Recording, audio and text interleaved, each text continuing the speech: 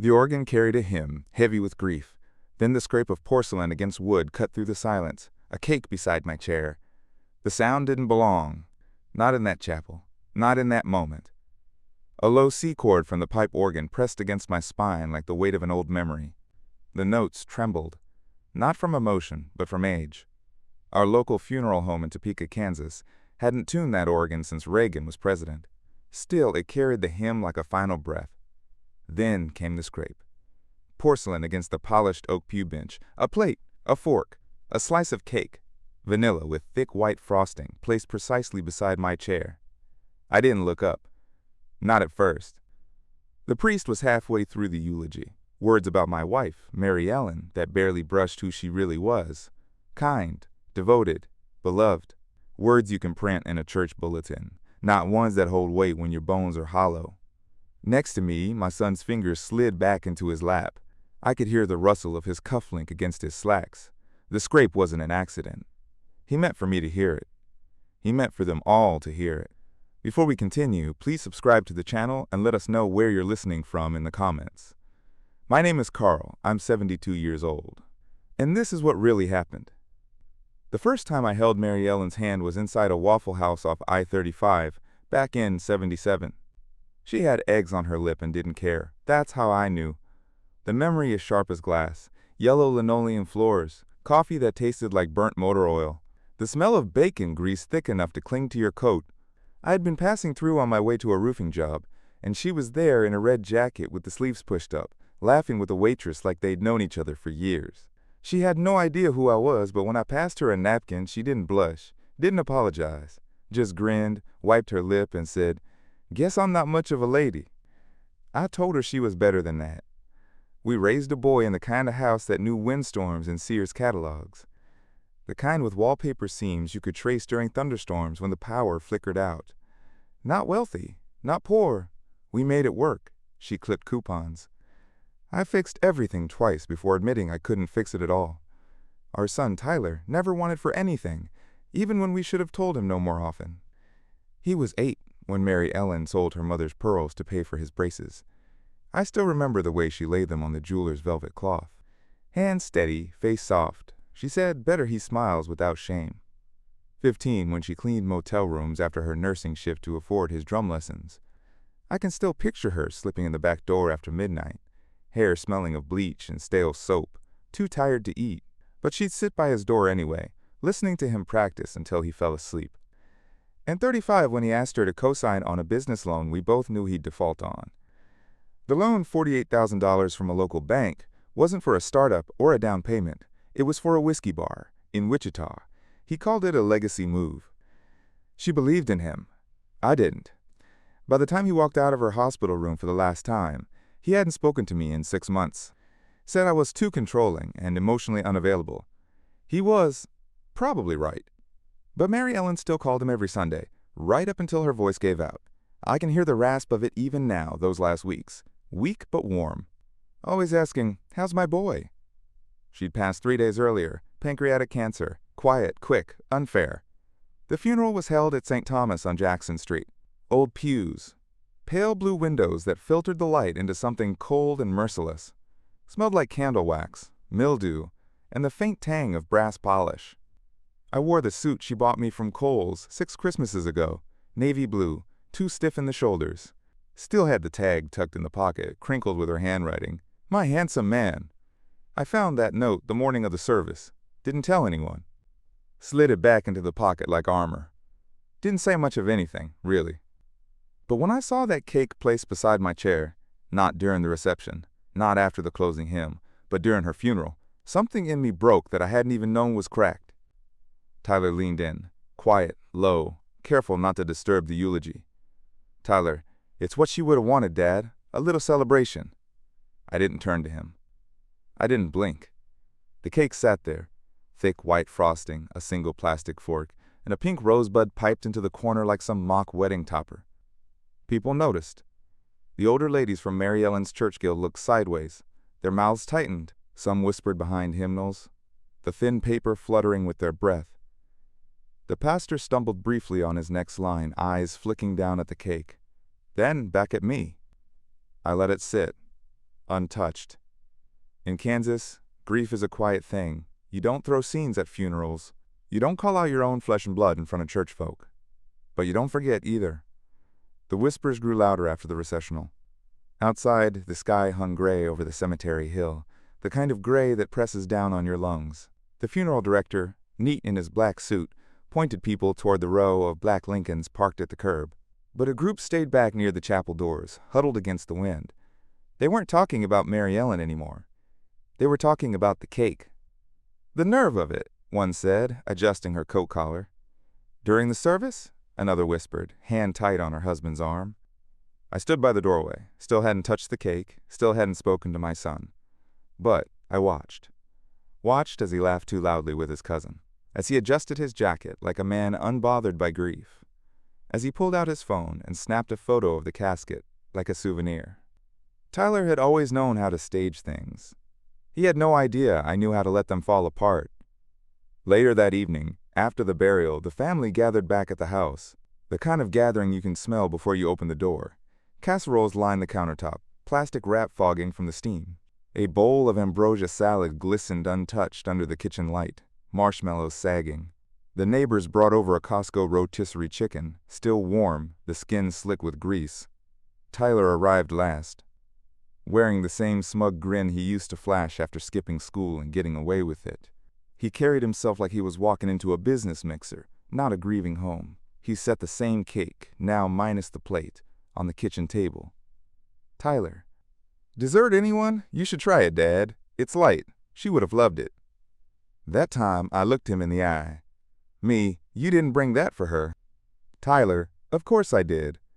Me, "You brought it for you, for the performance." He shrugged, took a bite, licked the frosting from his finger, slow and deliberate. "Tyler, it's just cake, Dad. Don't make it a metaphor." I didn't reply. I didn't need to. Because every person in that room, from Aunt Claire with her swollen ankles to the neighbor's teenage daughter fidgeting with her phone, saw what I saw. And none of them touched the cake. That night, I sat in Mary Ellen's chair, the recliner near the window. Her scent still on the blanket folded across the arm, lavender dryer sheets and faint hospital antiseptic. I stared at the kitchen. The cake was still there. Now wilting slightly, frosting collapsing under its own weight, no cling wrap, no fork, just sitting in the center of the table like an unwanted guest. I let it sit. I wanted it to rot. Let it be the last thing Tyler brought into this house. The next morning, I made 2 phone calls. The first, to Pastor James. The second, to our family attorney, a woman Mary Ellen and I had seen just once, 6 months before her diagnosis. At the time, she thought we were just updating our wills, planning for peace of mind. But Mary Ellen had asked a question I hadn't expected. "Can we include a conduct clause?" The attorney smiled, polite but puzzled. "You mean like behavior affecting inheritance?" Mary Ellen, "I mean if our son ever does something cruel, publicly, to hurt the family, can we protect the estate?" Attorney, "We can. It'll need to be notarized, witnessed, and very specific." Mary Ellen, "Make it specific." She was tired that day, but sharp. So damn sharp. Her eyes fixed on the attorney like she was carving words into stone. We drafted it together, and I had forgotten all about it. Until I saw the cake. Tyler left that evening with a to-go plate and a smile. Said he'd stop by after the lawyer wraps everything up. Said he was happy to help clear the house.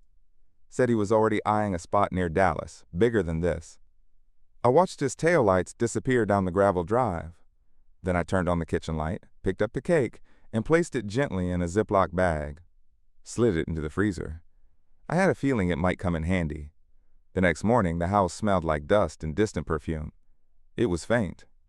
A ghost of Mary Ellen's lavender lotion clinging to the drapes, mixed with the stale, papery scent of old carpeting. I stood in the hallway and let the air settle around me. It didn't feel like home anymore. It felt like a memory of a home, left behind by the person who made it whole. Her absence lingered the way a warm pie lingers long after it's gone. Something rich, something sweet, but hollow now. Like the air itself remembered her better than I did. I opened the living room window. September wind swept in off the prairie, dragging the scent of cut hay, the faint sting of exhaust from Highway 75.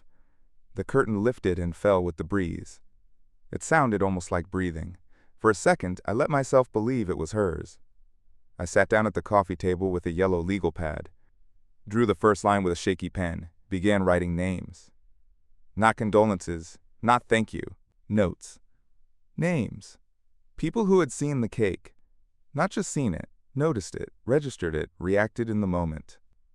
Mrs. Duval, who'd clutched her pearls and leaned into her daughter's ear, lips tight. Reverend James, who had stumbled mid-prayer when the scrape echoed louder than the hymn. Nancy Foreman, the church secretary, who had flinched like a shot, had gone off when Tyler chuckled during the closing hymn.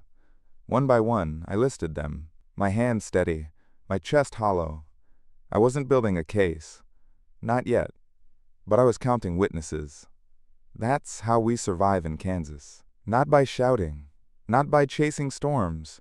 We survive by taking names, by remembering details, by filing things away like winter coats in the closet, knowing the cold always circles back eventually.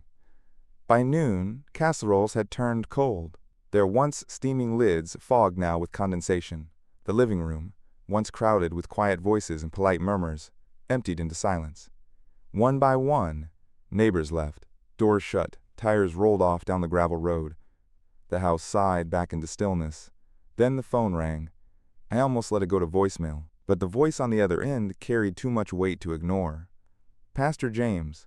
Carl, I don't mean to overstep, but what was that at the service yesterday? Me, you mean the cake? A pause. His voice dropped. Pastor James. I do. Some of the ladies have been talking. It was unsettling. I was mid-verse when your son. Me. I know. Silence stretched. I could hear him breathing, hear the faint static of his landline connection. Pastor James, if this were just between us, I'd let it lie, but several members came to me afterward. They were upset, said it felt disrespectful. Some even asked if it was staged. I closed my eyes, my hand tightened around the receiver. Me. It was. The words left my mouth like stone. That evening I drove into town. The county clerk's office sat square and squat beside the feed store, beige walls, flickering fluorescent lights that hummed louder than the desk fan.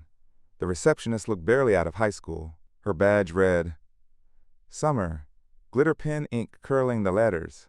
She chewed gum and tapped her nails on a manila folder, looking more interested in the ceiling tiles than the stack of paperwork. Me, I'm here to file an amendment. She tilted her head, gum snapping. Summer, estate? Me, yes. She slid a clipboard across the counter. Summer, you'll want to note the date of the original trust document and what's being modified. Any notary stamp? Me, it's already notarized, 6 months ago. I'm just submitting the addendum now. Her eyes skimmed the pages. No shock, no hesitation. Summer, conduct clause, rare but clean. And the event? Me, funeral misconduct, public, witnessed. She didn't even blink, just stapled, stamped, and filed. God bless Kansas bureaucracy. By the third day, the murmurs had left the church walls, spread like prairie fire through town. I was crossing the Dollar General parking lot when Linda Sims, hairdresser, local gossip mill, spotted me. She carried a plastic bag with laundry detergent, her eyes wide like she'd been waiting. Linda, I'm sorry for your loss, Carl, but that cake thing, that really happened? Me, it did. She lowered her voice, though the lot was empty but for 2 cars. Linda, my sister was there. She said Tyler grinned through the whole prayer. Me, he did. Linda, what's wrong with that boy? I didn't answer, didn't need to. People were starting to see what I had always forced myself to overlook. That night, I opened the freezer. The cake sat inside, still in its Ziploc armor, still untouched. Frost clung to the plastic like it was preserved in amber. I set it on the counter. Cold radiated through the bag into my palm. For a moment, I thought about throwing it away, but instead, I reached for my old Samsung flip phone, snapped a blurry photo. Evidence didn't need to be pretty. Then I walked to the hallway closet, reached behind coats that still smelled faintly of Mary Ellen's perfume, pulled out the red file box marked Tea Expenses. I laid it on the table, opened the lid.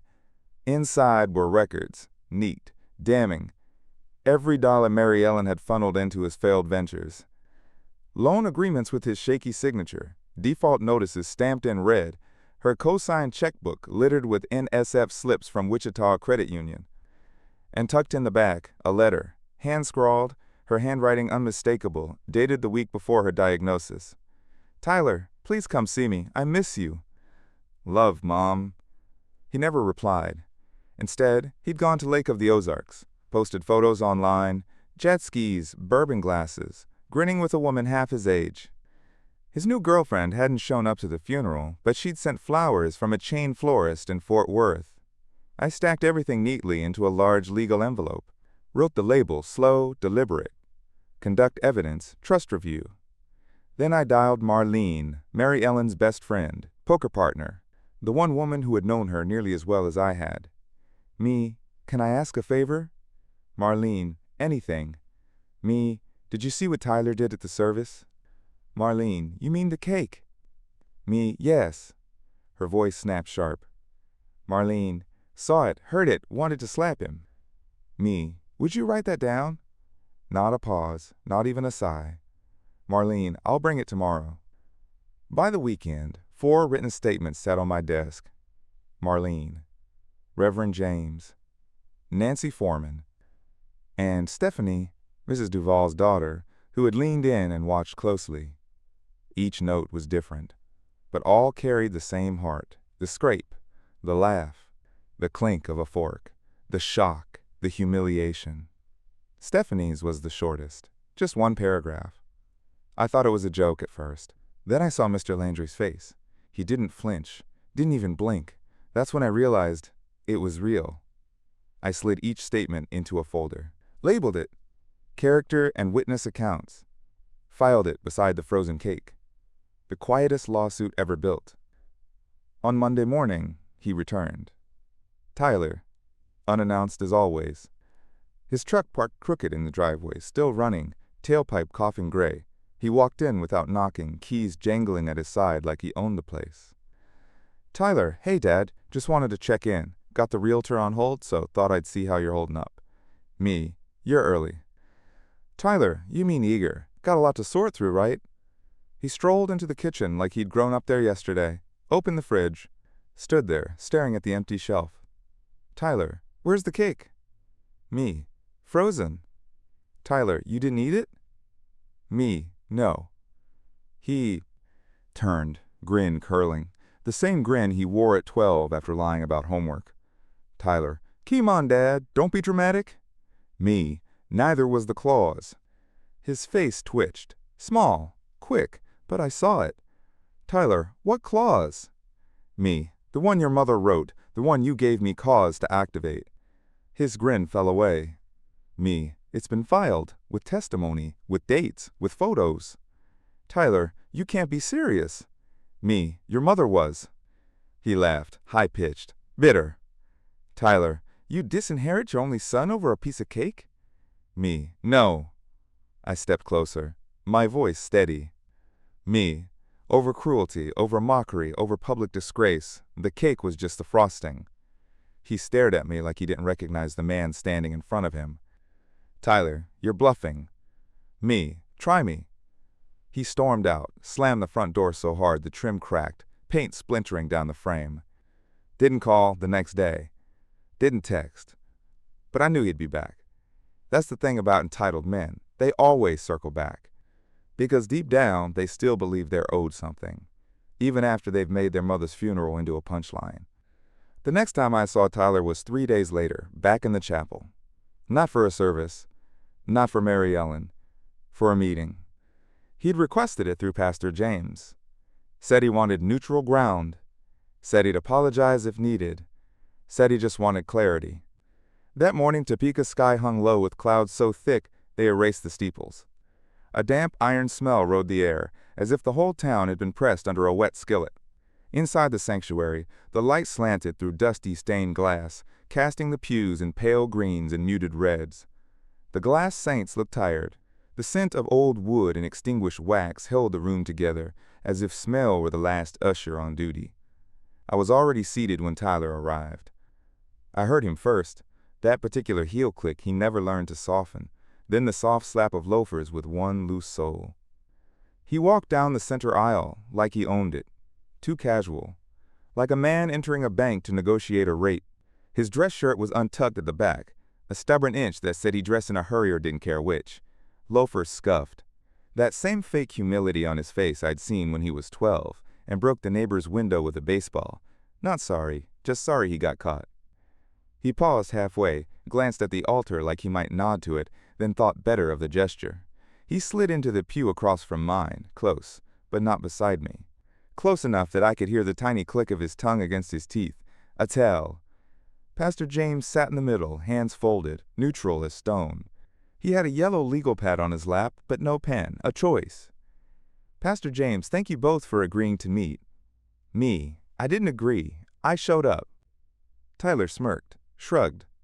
Tyler, look, I know emotions were high last week. I may have misjudged the moment. His voice had that salesman lilt. The pre-apology tone, the kind that leaves the door open for later denial. I watched his hands. Me, you brought a cake to her funeral. Tyler, it was symbolic. Celebrating her life. That's how people do it now. It's a trend. He stopped because my face didn't change. I let the silence do the work. The old wood settled somewhere. In the balcony with a slow complaint. Me, it wasn't her trend. She wanted a hymn, a reading from Psalms. Quiet morning, you turned it into a party trick. Tyler turned to Pastor James, appeal already primed. Tyler, are we seriously talking about this? Is this going to stand between me and the estate? The room stilled. Even the organ, usually groaning from distant vents, had gone silent. I could hear the soft tick of the exit sign bulb cooling over the door. Pastor James didn't answer. So I did. Me, it's already filed, the conduct clause, the evidence, 4 statements, photos, timeline, date stamped. I heard the edge in my voice, not loud, hard, like a hinge you've oiled on purpose. Tyler, you're doing this because you hate me. Me, I'm doing this because she asked me to. He blinked, the first honest thing he'd done all morning. Me, your mother put that clause in herself, months before she died. She knew you might do something. She hoped you wouldn't. A bird thumped once against the stained glass and flew on. We all flinched a little. Pastor James cleared his throat, voice careful. Pastor James, Mr. Landry Carl isn't the only one who noticed. Several members expressed concern. I myself witnessed the act. The placement of the cake, the timing, the tone. It wasn't celebration, it was mockery. Tyler, it was a damn cake. Pastor James, it was your mother's funeral. His words were not loud, but they rang. The air turned heavier than the stained glass could filter. I watched color wash over Tyler's face and then drain, like a traffic light changing on a deserted road. Tyler's voice dropped, a child trying to sound like a calm man. Tyler, you're going to ruin my life over a misunderstanding. Me, you did that on your own. He searched my face for softness. He didn't find it. He stormed out again. He always preferred exits to apologies. He shoved the door open with the heel of his hand, and it slapped the stopper with a crack that echoed the length of the nave. Didn't look back this time. He wanted the last sound. He got it, and it meant nothing. But that meeting wasn't for closure. It was for record. Sorrow teaches you to write things down. Pastor James followed me to the parking lot. The sky had sagged closer, and the smell of rain pushed in from the west. The gravel gave a little under our shoes, that soft crunch that says weather is coming. Pastor James, would you like me to write a statement? Me. Already have it, thank you. He nodded, the nod of a man relieved to be useful. His eyes stayed on the chapel door a beat longer, like he expected Tyler to reappear and say the right thing after all. Pastor James, she was a good woman. Me, she was better than we deserved.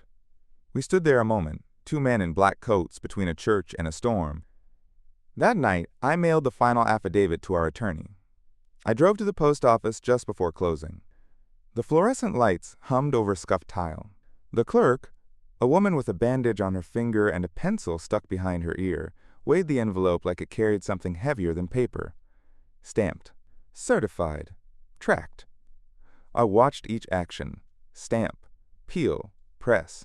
The printout slid across the counter warm from the machine. The file now held 6 witness statements. Marlene's words, brisk and sharp. Nancy's, neat and formal. Reverend James's, measured like a sermon outline. Stephanie's, short and stunned. And two more who had called me after the meeting, quietly, as if kindness was something you whisper. Mr. Garner from the third pew, and Lila, the choir alto, who had swallowed her solo because the cake turned her throat to sand. Enough for a review. Enough for a judge. Enough for a notary to say, "This change holds." On my kitchen table, I cleared a spot with my palm and read the clause again. Mary Ellen had written it in clean legalese, every word a step she meant to stand on. Should any named beneficiary act in such a way as to publicly humiliate, mock, or disgrace the decedent during or immediately following funeral proceedings, said beneficiary shall forfeit their inheritance in full, transferring their share into the Hospice of Topeka Trust. Clear. Unforgiving. Exactly like her. I could hear her voice in it. Practical. Nurse's voice. A week passed. Time did its strange rubber band trick. I learned the new rhythms of a place missing its center. 2 mugs on the dish rack, only one used. 2 pillows getting in each other's way. The closet holding its breath, her cardigan sleeves empty and shaped like she might return to them. Then came the knock. Not Tyler. A courier. Young man, hair slicked, rain dots on his shoulders, brown envelope raised like a shield. Brown envelope. Red sticker. Registered legal service. Do not discard. I opened it at the kitchen table. I didn't bother with a letter opener. The paper tore like old fabric. Inside, a preemptive petition from Tyler's attorney. Disputing character clause. Asserting subjectivity of interpretation. Request for mediation. The words wore expensive cologne. They tried to smell like logic. They only smelled like fear. I read it twice, then once more. It was a bluff, but a loud one. I called our lawyer, Brenda King, 43 years old. Used to be a district prosecutor. I could hear the clack of her keyboard as I spoke. Brenda, let him try. Clause is clear. Statements are consistent. If it goes to court, we call every witness. Me. And if it doesn't? Brenda, he'll fold or get embarrassed. Brenda, Carl, grief gets tangled with justice. Untangle it in your own heart if you can. On paper, we're fine. Me, I know. Brenda, Mary Ellen wrote this to protect you from the part of love that turns you into a fool.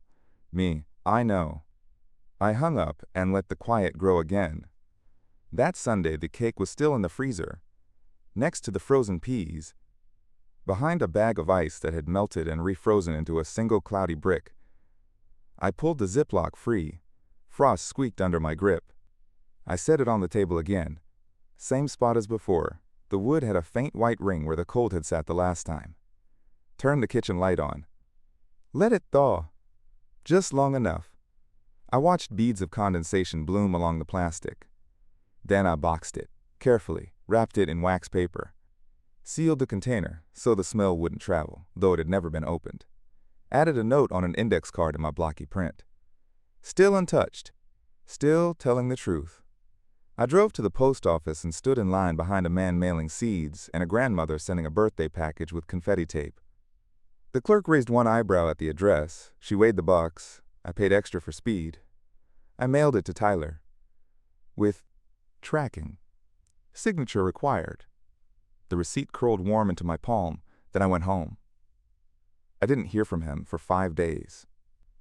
That is a long time and no time at all. I mowed the yard. I sharpened the mower blade. I tried to read the Psalms Mary Ellen had marked. I slept in the middle of the bed. Then, one afternoon, I got a voicemail. Tyler, you really sent me the damn cake? What is wrong with you? His voice came through the machine thin and tinny, like it had traveled by wire fence from Texas. There was a sound in the background. Ice hitting glass, maybe. He waited, and the pause did more talking than he did. Another pause. Tyler, you win, okay? You always do. Take the estate. I'll sign whatever. I'm done. There was no apology in it. There was no love in it either. Just exhaustion. The kind that comes when your reflection stops agreeing with you. I didn't smile. I didn't cheer. I didn't call anyone to say that the world had tipped a degree in our favor. I just stood at the sink and rinsed out the container that once held Mary Ellen's deviled eggs. The container was pale green. My hands moved the way they had moved on 100 Sundays. Rinse, soap, circle, rinse. except there was no second pair to hand me a towel.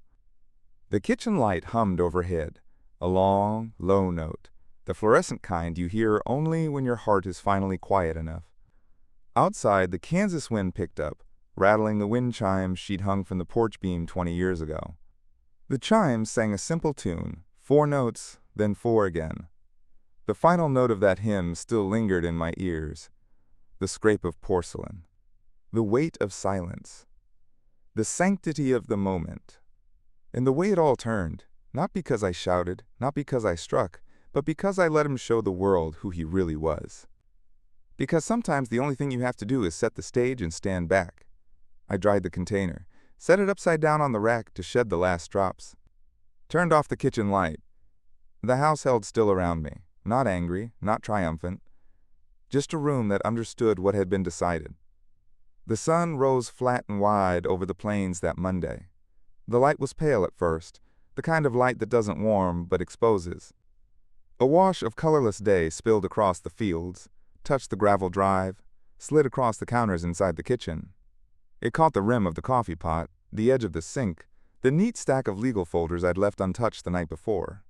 Everything was in place. The final documentation, the affidavits, the original trust, the conduct clause addendum. Each page marked with post-it notes, faded pink and yellow, the loops and curls of Mary Ellen's handwriting still alive in the ink. She'd always written with a slant, pressing too hard on the pen. Even now, the strokes felt louder than the silence of the room. There was nothing left to prepare. Only to file. I went through the motions the way a soldier goes through morning drill. Shave, comb, button, tie. The mirror gave me back a man I half recognized. Cheeks hollowed, suit shoulders stiff, eyes tired but locked on some duty that had to be done. I wore the same charcoal suit from the funeral, pressed the lines with my palm one more time, as though neat fabric could disguise the ache underneath. Coffee steamed in her favorite mug, the chipped one with the faded slogan, "World's Okayest Mom, Tyler," had given it to her as a gag, some half-hearted Mother's Day afterthought. She had kept it proudly, smiled at it every morning. He never understood why. I did. She was never ashamed of being ordinary. Ordinary was the work. Ordinary was love. By 8 a.m., I was parked in front of the Shawnee County Probate Court.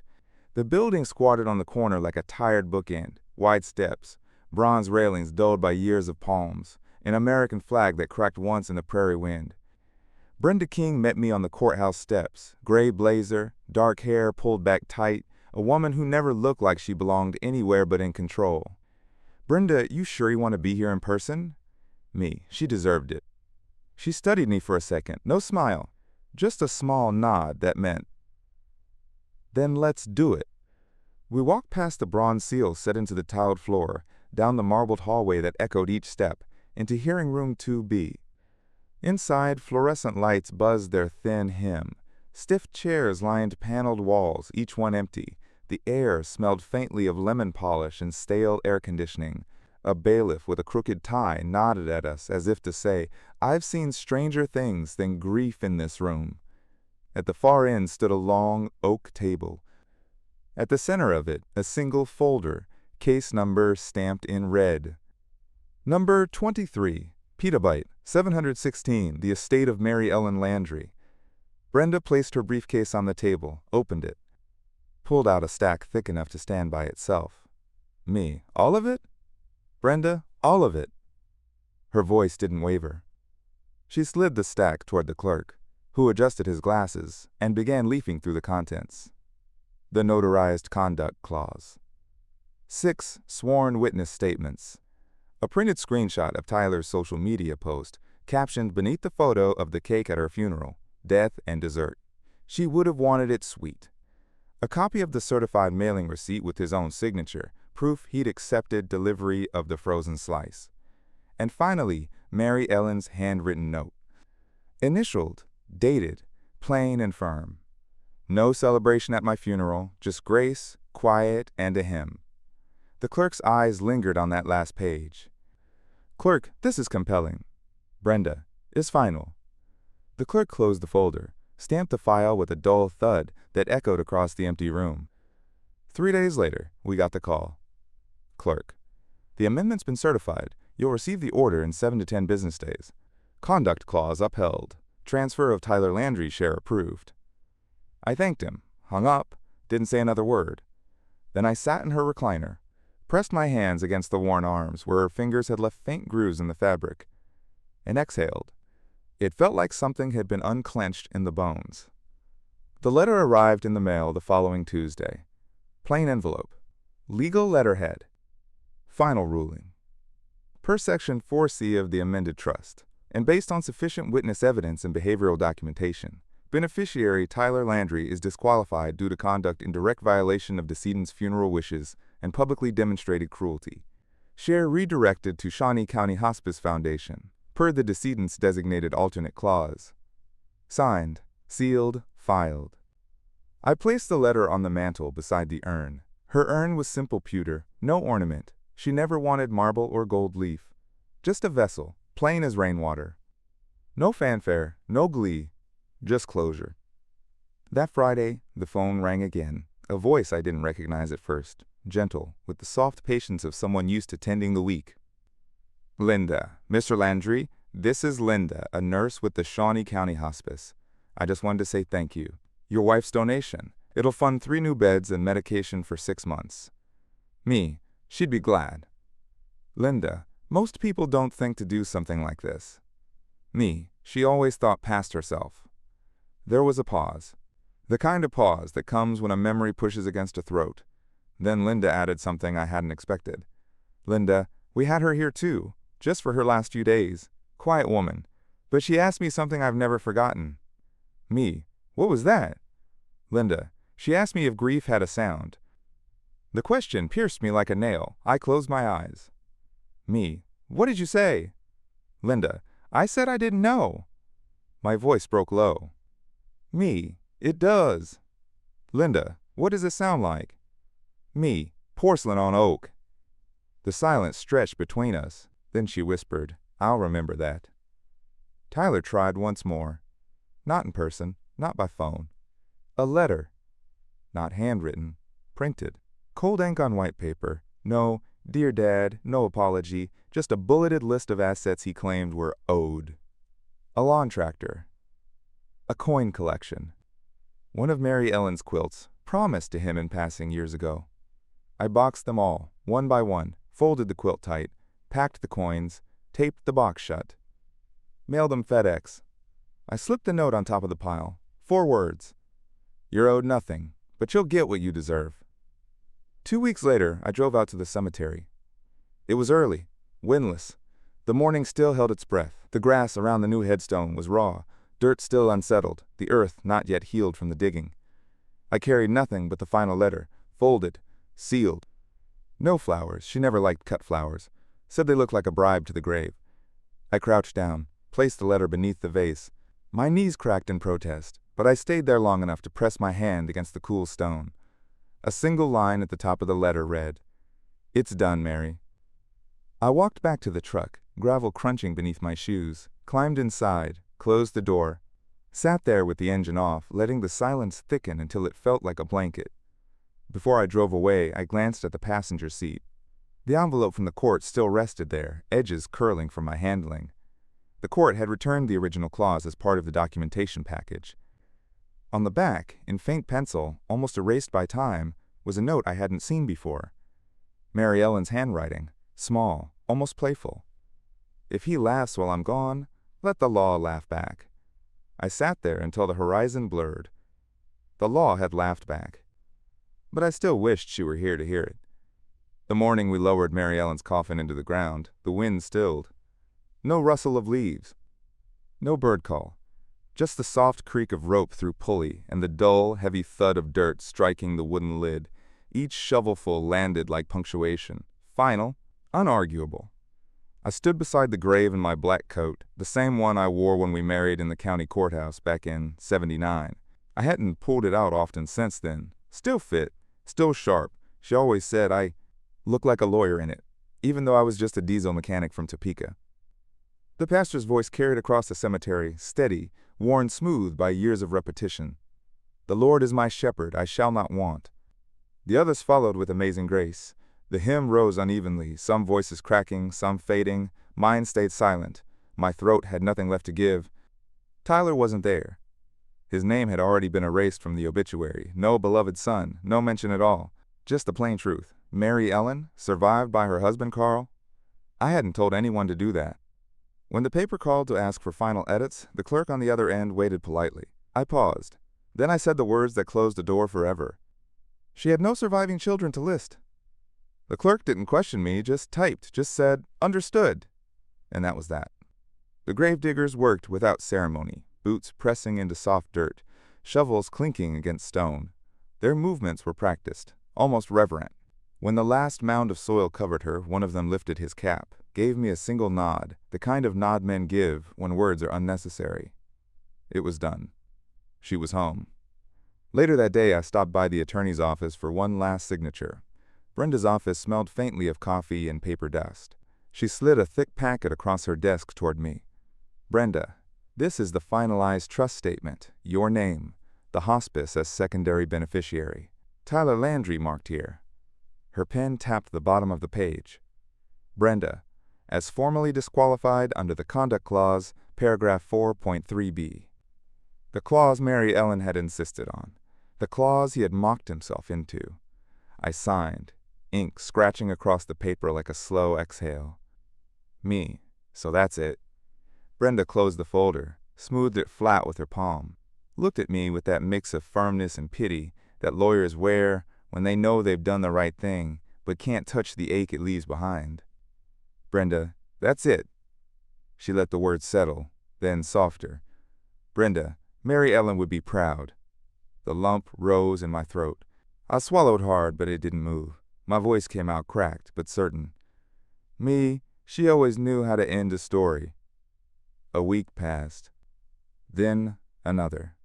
The house grew quieter in its new shape. Days folding over each other, sun through the curtains in the morning, television static at night. No calls, no visits, no knock at the door. No word from Tyler. The only thing that came was a package, a return-to-sender envelope, warped and damp. Inside, the same cake container I had mailed him. No note, no explanation. The slice inside had thawed, collapsed and rotted, seeping through its plastic prison. It reeked of sugar and mildew, a failed monument. The card I had written him remained unopened, edges curled from damp. He hadn't read it. He hadn't wanted to. I didn't hesitate, took the whole mess straight to the garbage, didn't look twice. Justice had already been served. Thanksgiving came. The first one alone. I set one plate, cooked one small turkey breast, one side of stuffing, one small bowl of corn casserole, her favorite. The recipes felt strange in my hands, like tools I hadn't earned, but I followed them anyway. I left her chair empty, not out of grief, out of reverence. The house was still. No laughter, no second fork scraping a plate, just the sound of my own chewing, my own breath. But peaceful, not bitter, not vengeful, just quiet. That afternoon, I drove to the hospice of Topeka. The building sat low against the horizon, windows filled with warm light. Inside, the air carried the faint smell of antiseptic and cinnamon potpourri, a strange, comforting mix. I walked up to the desk, an envelope in my hand. The nurse behind the counter looked up, recognition flickering in her eyes.